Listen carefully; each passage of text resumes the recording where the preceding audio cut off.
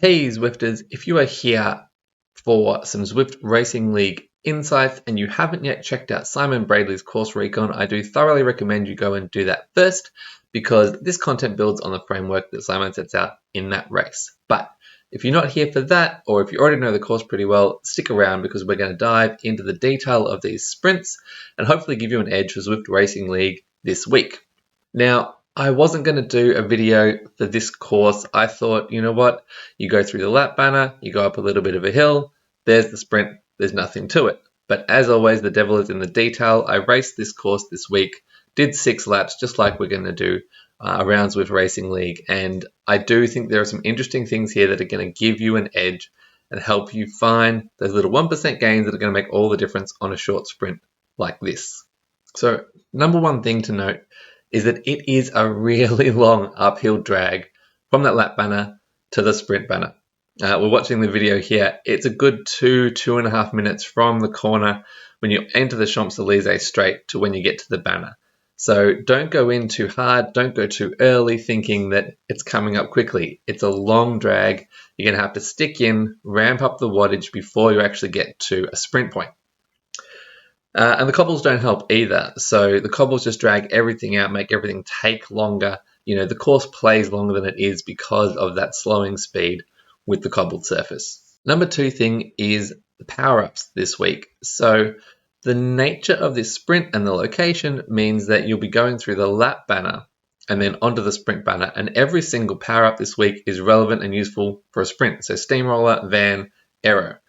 That's going to mean every rider in the field has a power-up. They're going to deploy it because they're going to get another useful one at the sprint banner.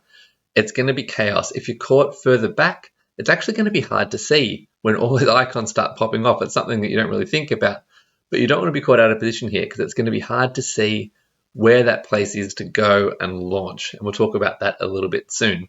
So the other thing is your power-up strategy is going to be a little bit harder to work out. You don't have as much time to get the power up and decide, am I going first across the line?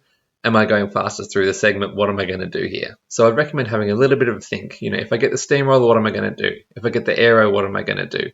Because you've only probably got, 30 seconds or a minute. And if you're trying to coordinate with your team on Discord, figure out a strategy, you're not going to have a lot of time. So a little bit of investment early on before the race, thinking about what to do with each power up is going to go a long, long way. In terms of tactics for this one, I think you can probably use the New York sprint as a guide for your division and what it's going to be like. I raced in 2 different leagues and there were 2 completely different races. So in one, it was all about the short power and sprinters popping off the front.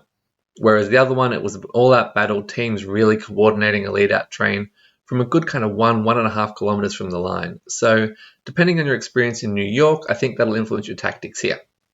If you're going for a short sprint, the key thing is to identify the launch point. And what you'll see here is it's not just a straight uphill drag. The gradient does vary a little bit. And we kind of got to go back to sprinting 101. What wins a sprint? It's positioning and speed. So what you're looking for, as well as getting in the right position, is where is my power going to convert to the most speed? So let's have a little look here at that ideal launching point for the short sprint. You can see here 3% gradient. If you're looking on your mini-map on Companion app, you'll see these side streets coming in. If you count back from the sprint banner, there's a street right at the banner, and another one, and then the third street from the banner, which is just here as we go over the pedestrian crossing. You can see that gradient down to 1%.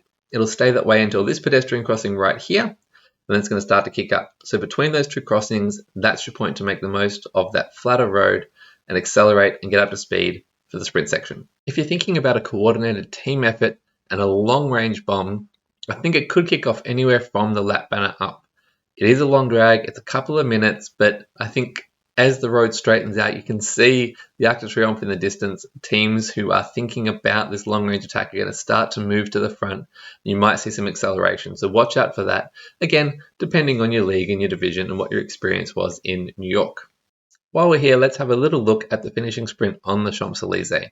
We do have this tunnel which comes about 1.6 kilometers from the finish.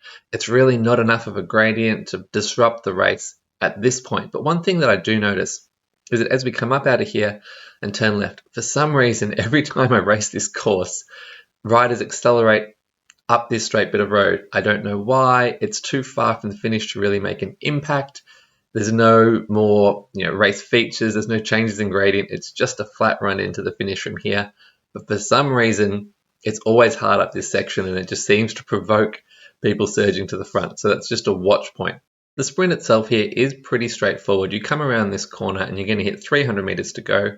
It is a little bit longer because of the cobbles. You're not going to quite get to the same top speed you would get to on tarmac, which is something worth thinking about. Don't launch too early thinking you're going to be able to get all the way to the line. But once you get around that corner, you can eye off the banner, put your head down and go for it.